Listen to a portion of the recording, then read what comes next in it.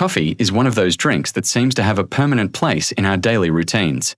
Some people can't even imagine starting the day without that warm, aromatic cup in their hands. Others reach for coffee in the afternoon as a pick-me-up when energy dips. And then there are those late-night coffee drinkers, students studying for exams, workers trying to meet a deadline, or night owls who simply enjoy a quiet moment with their favorite brew before bed. But here's the question that always comes up. Does drinking coffee before bed really keep you awake all night, or is that just a myth? This question matters more than it might seem. Sleep is one of the most essential pillars of good health, especially as we get older. Without enough rest, the body struggles to repair itself, memory doesn't work as efficiently, and mood can take a hit. At the same time, coffee is not just a beverage, it's part of a global culture. To really answer the myth, we need to look at what coffee does inside the brain. The key player here is caffeine, the active ingredient in coffee. Caffeine works by targeting a chemical called adenosine. Throughout the day, as we stay awake and go about our activities, adenosine levels gradually build up in the brain. The more adenosine that accumulates, the sleepier we feel. It's like a natural hourglass for tiredness. Normally, when evening comes, adenosine levels are high enough that we start to feel drowsy and ready for bed. But caffeine acts almost like a disguise. Instead of removing adenosine, it blocks adenosine receptors in the brain. Imagine adenosine as a key trying to fit into a lock, and caffeine as a fake key that slips in first. Adenosine can't connect, so the brain doesn't get the full signal that it's tired. As a result, we feel more awake, more alert, and in some cases even restless. This is why coffee in the morning gives us that famous boost, but it's also why having coffee too late in the evening can interfere with the body's natural signals for sleep. Now, does that mean coffee before bed will always keep you awake all night? Not necessarily. People respond differently. Some individuals are very sensitive to caffeine. Just a single cup in the afternoon is enough to make their mind race past midnight. Others seem almost immune, claiming they can sip espresso right before bed and still fall asleep within minutes. Science shows this difference is often genetic. Variations in the way our bodies metabolize caffeine, particularly in the liver, explain why some people process it quickly while others feel its effects for hours. For example, think of two friends, one who drinks a cappuccino after dinner and then spends half the night staring at the ceiling, frustrated that sleep won't come. The other enjoys the exact same drink but drifts into sleep with no problem. Both are telling the truth about their experiences, but the difference lies in their personal sensitivity. This is why the coffee before bed debate has lasted so long, because both sides of the argument can be true, depending on the person. Another factor to consider is timing. Caffeine has what scientists call a half-life of about 5 to 7 hours. That means if you drink a cup of coffee at 7 p.m., half of that caffeine could still be active in your system well past midnight. And if you have more than one cup, or if you add other caffeinated drinks like tea, soda, or energy drinks into your day, the total amount of caffeine lingering in your body at bedtime can be surprisingly high. It's also worth noting that caffeine doesn't just delay sleep, it can change the quality of it. Research shows that even if someone manages to fall asleep after coffee, their sleep might be lighter, with fewer deep stages of rest. This means the body doesn't get the full restorative benefits, leaving them groggy in the morning even if they technically slept. That's one reason why late-night caffeine habits can create a cycle. Poor sleep leads to morning tiredness, which leads to more coffee the next day, which can then interfere with the next night's rest. Relatable examples of this are easy to find. Think of a college student pulling an all-nighter, armed with a giant iced coffee to stay awake and cram for exams. Yes, it might keep them from nodding off during study sessions, but the cost comes when their focus slips or their memory feels foggy because the brain missed its natural rest. Or picture a busy professional who sips on black coffee during an evening work meeting to stay sharp. They may finish their project, but later, lying in bed, their body feels ready for rest while their mind races with thoughts, restless and alert. At the same time, coffee isn't the villain it's often made out to be. Countless studies show that coffee in moderate amounts has benefits: better alertness, improved mood, even protective effects for the heart and brain over time. The problem is less about coffee itself and more about when and how it's consumed. That's why it's important to separate myth from fact. Coffee before bed doesn't always mean a sleepless night, but for many people, it increases the risk of disrupted rest. So, in this first step of exploring the myth, we've set the stage. Coffee is powerful, caffeine has real effects on sleep biology, and personal differences play a huge role. Next, we'll look at what you can do about it. understanding your own sensitivity to caffeine and learning how to enjoy coffee without letting it steal your sleep. Now that we understand the science of how caffeine interacts with the brain, the next question becomes personal. How sensitive are you to coffee? This is one of the most important steps in deciding whether a late-night cup will actually rob you of sleep or not. Knowing your personal caffeine sensitivity is like having a roadmap. It helps you enjoy coffee without paying the price of tossing and turning when you should be resting. Caffeine sensitivity varies widely between people, and a lot of it comes down to genetics. Some individuals carry variations in their genes that allow their liver enzymes to break down caffeine quickly. For them, the buzz from coffee fades within a few hours, and they can often have a late cup without much trouble. Others, however, process caffeine much more slowly. In their bodies, caffeine lingers like an uninvited guest, still active well into the night, even if they only had a single cup in the afternoon. This explains why you might know someone who can drink espresso at 9 p.m. and still fall asleep like a baby, while another person avoids coffee after lunch because otherwise, they'll be restless until morning. Both experiences are real, and both are rooted in biology. Understanding where you fit on this spectrum can help you make better choices. But genetics aren't the only factor. Tolerance also plays a big role. Regular coffee drinkers often find that their bodies adapt to caffeine over time. The brain responds to the constant presence of caffeine by creating more adenosine receptors. This means that someone who drinks 2 or 3 cups of coffee every day may not feel as strongly affected by caffeine as someone who only drinks it occasionally. However, tolerance doesn't mean caffeine stops influencing sleep. It just means the alertness effect is less noticeable. Even if you feel fine, the quality of your sleep may still suffer in subtle ways. Another point is age. As we get older, our metabolism naturally slows down, which can make caffeine effects last longer. Seniors who once enjoyed a late-night coffee in their younger years might discover that the same habit suddenly disrupts their sleep as they age. This shift is often surprising, but it's part of how the body changes with time. So how do you figure out your own sensitivity? One way is through simple observation. Try keeping a caffeine journal for a week. Write down the time you drink coffee, how much you have, and how well you sleep that night. If you notice a pattern, like difficulty falling asleep when you drink coffee after 4 p.m., you've discovered your personal cutoff point. Some people find they need to stop as early as noon, while others can comfortably enjoy an afternoon latte. The key is paying attention to your body's response. To make this more relatable, imagine 2 co-workers. Sarah loves her coffee and has a cup around 6 p.m. after dinner to fuel her evening reading. But she notices she often lies awake, staring at the ceiling until midnight. Meanwhile, David has a similar cup at the same time, but he falls asleep with no issue and wakes refreshed. Sarah's journal would quickly show her that evening coffee doesn't work for her, while David's results would suggest that he's less sensitive. Neither is right or wrong. It's about understanding and adapting. The benefits of recognizing your personal caffeine sensitivity are huge. For one, it helps you protect your sleep, which is essential for memory, focus, and emotional balance. Instead of blaming insomnia on stress or bad luck, you may realize caffeine is the hidden culprit. Second, it allows you to enjoy coffee more mindfully. When you know your limits, you can savor your favorite drink at the right times without guilt or regret. Third, it gives you back a sense of control. Instead of feeling like coffee dictates your energy and sleep, you become the one making conscious choices. And here's the emotional encouragement. This isn't about giving up coffee altogether. It's about building a healthier relationship with it. Many people panic when they hear advice about caffeine and sleep, thinking they'll have to abandon their beloved morning ritual. But the truth is, coffee can absolutely stay in your life. It just needs a little timing adjustment and awareness of your unique sensitivity. Think of it this way. Coffee should be like a helpful friend, not a troublemaker. When you learn how your body responds, you can invite coffee into your day at the right moments, helping you stay energized when you need it, and letting it step aside when it's time for rest. That balance is what makes the difference between a healthy routine and a disruptive habit.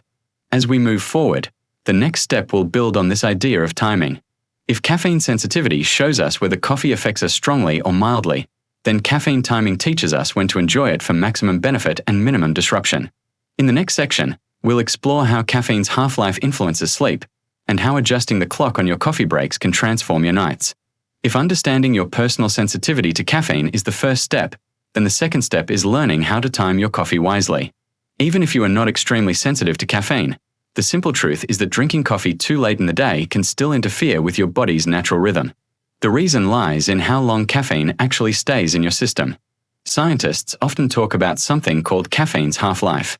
This is the amount of time it takes for half of the caffeine from a drink to be broken down and cleared from your body. For most people, the half-life of caffeine is about 5 to 7 hours. That means if you sip a cup of coffee at 5 p.m., half of that caffeine could still be active in your body at 10 p.m. or later. And that's only half. Your body still has to process the rest. Depending on your metabolism, the effects can linger well past midnight. Now imagine what happens if you have more than one cup in the afternoon or evening. The caffeine doesn't just vanish, it builds up. A cup at 3 p.m., followed by another at 6 p.m., means your body is still working on both when bedtime arrives.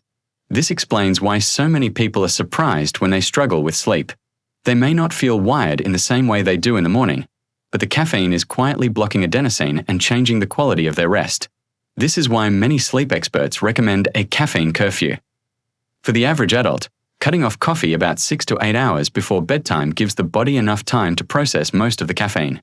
So if you go to bed at 10 p.m., the safest cutoff is usually around 2 o'clock or 3 p.m.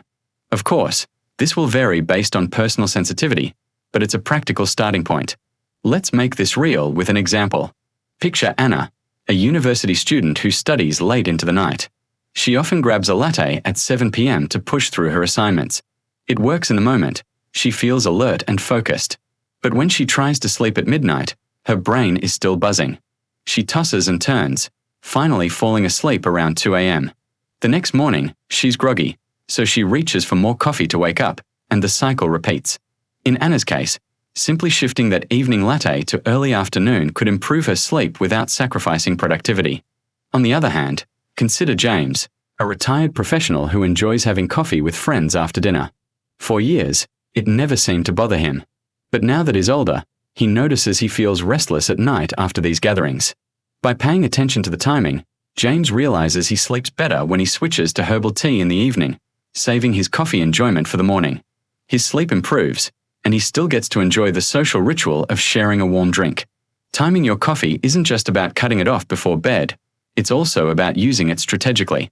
Many people find that having coffee in the morning, especially within an hour or two after waking, gives them the best boost. This lines up with the body's natural cortisol rhythm, the hormone that helps regulate energy. By pairing caffeine with this natural peak, you get a strong, steady lift without overstimulating yourself later in the day. Another tip is to be mindful of the afternoon slump. Around 2 o'clock or 3 p.m., it's normal to feel a dip in energy. This is when many people reach for coffee. For some, that's fine, as long as bedtime is far enough away. But if you're someone who struggles with sleep, this is the time to consider alternatives. A short walk, stretching, or even a glass of cold water can perk you up in a healthier way. If you do choose coffee, keeping it small, like a half cup or a lighter tea, can prevent the caffeine from staying in your system too late. It's also important to look at hidden sources of caffeine. Many people focus only on coffee but forget that tea, chocolate, soda, and energy drinks all contain caffeine too. A bar of dark chocolate at night may seem harmless, but it can add a surprising amount of caffeine just when your body is trying to wind down. Paying attention to all sources helps you better control your intake. The benefits of timing your coffee are clear. First, it allows you to keep your beloved coffee in your life without sacrificing sleep. Second, it improves the quality of your rest, making it deeper and more restorative. And third, it helps you break free from the cycle of poor sleep and heavy reliance on caffeine the next day. Instead of waking up exhausted and needing coffee just to function, you wake up refreshed and enjoy coffee as a pleasant ritual rather than a survival tool. And here's the hopeful part. Adjusting the timing of your coffee is one of the simplest changes you can make for better health. You don't have to stop drinking it, and you don't need complicated routines. Just by shifting your last cup a few hours earlier, you give your body the chance to rest properly. That small adjustment can ripple into better energy, mood, and focus throughout your days. As we move toward the final block, we'll go beyond caffeine itself. Because while coffee timing is crucial, sleep health depends on more than just one factor. In the next section, we'll explore the third key move, building healthy sleep habits beyond coffee, so you can enjoy both your favorite drink and the deep, restorative rest your body needs. By now, we've learned two important truths. First, that personal sensitivity to caffeine matters, and second, that timing your coffee makes a big difference. But here's something worth remembering. Coffee is not the only factor affecting sleep. Even if you avoid that late-night cup, Your rest can still suffer if your overall sleep habits aren't in balance. That brings us to the third key move, creating a healthy sleep routine that supports your body, no matter how much you love coffee. One of the most powerful habits is establishing a consistent sleep schedule. Our bodies run on a rhythm called the circadian clock, which tells us when to feel awake and when to feel sleepy. Going to bed and waking up at roughly the same time each day trains this clock, making it easier to fall asleep naturally. If bedtime shifts wildly, midnight one day, 9 p.m. the next, 2 a.m. after that, the body gets confused, and even small amounts of caffeine can hit harder. By keeping a regular schedule, you give your body the stability it needs to rest well. Another key is reducing screen time before bed. The blue light from phones, tablets, and TV signals to the brain that it's still daytime. This suppresses melatonin, the hormone that makes you feel drowsy. Imagine drinking coffee at 7 p.m. and then scrolling through social media until midnight. That's a double blow against your sleep. If possible, try replacing that late-night scrolling with something calming, reading a book, listening to soft music, or practicing gentle stretching. These small changes can help your body transition more smoothly into sleep. It's also worth paying attention to evening rituals. Just as morning routines prepare you for the day, bedtime routines prepare you for rest. Maybe it's brewing a cup of caffeine-free herbal tea, dimming the lights, or jotting down a few thoughts in a journal. These actions signal to the body and mind that it's time to wind down. And for people who love the ritual of coffee in the evening, switching to a decaffeinated version or a warm, non-caffeinated drink can provide the same comfort without disturbing sleep. Beyond rituals, consider the environment. A cool, dark, and quiet bedroom is one of the best supports for healthy sleep. Blackout curtains, comfortable bedding, and perhaps a white noise machine can make a big difference. Think of your bedroom as a sanctuary for rest, a place where your body feels safe enough to let go of the day's stress. Of course, lifestyle habits during the day also play a role. Exercise is one of the best natural sleep enhancers, as long as it's not too close to bedtime. Regular physical activity helps regulate the circadian rhythm and reduces stress. And speaking of stress, relaxation practices like meditation or deep breathing can calm a restless mind at night. These tools work hand in hand with caffeine awareness. If your body is relaxed and your mind is settled, the chance of coffee disrupting your rest becomes much smaller. Now, let's connect this back to coffee in a practical way. Many people treat coffee as a solution to tiredness. But when poor sleep habits pile up, late nights, irregular schedules, heavy screen time, coffee becomes a crutch rather than a pleasure. The goal here is not to fear coffee, but to take back control. By building better habits around sleep, you make space for coffee to be what it should be: a joy, a ritual, a helpful boost in the morning or early afternoon. Let's picture one last scenario. Maria, a grandmother in her 60s, loves her morning coffee. For years, she also drank a small cup after dinner while watching TV. But lately, she has noticed her sleep becoming lighter. Instead of giving up coffee completely, she decides to make a few changes. She keeps her coffee for mornings only, swaps her evening cup for chamomile tea, sets a consistent bedtime, and turns off her tablet an hour before sleep. Within a few weeks, she notices a huge difference. Her sleep feels deeper, her energy brighter, and she wakes up excited for her morning coffee ritual again. Maria's story is a reminder that small, intentional changes can restore balance. This brings us to the inspiring conclusion. The myth that coffee before bed will always keep you awake all night isn't entirely true, but it isn't entirely false either. For many people, drinking coffee late does make it harder to fall asleep, but others may barely notice the effect. The real takeaway is not fear, but awareness. By knowing your sensitivity, respecting caffeine's timing, and building healthier sleep habits, you can enjoy both the pleasure of coffee and the gift of restful nights. And here's the hopeful message: coffee does not have to be an enemy of sleep, and sleep does not have to be a constant struggle. With a little mindfulness, you can shape routines that allow you to stay energized, balanced, and independent. Whether you're a student, a professional, or a senior, you have the power to take control of your habits. Coffee can stay part of your life, but sleep, restorative, healing sleep, can stay yours as well. So the next time you hear someone say, "Don't drink coffee before bed, it will keep you up all night," you'll know the deeper truth. It might, depending on who you are and when you drink it, but you're not powerless. You have the knowledge, the tools, and the ability to enjoy the best of both worlds. That's not just a fact, it's a promise of independence and strength, one cup at a time.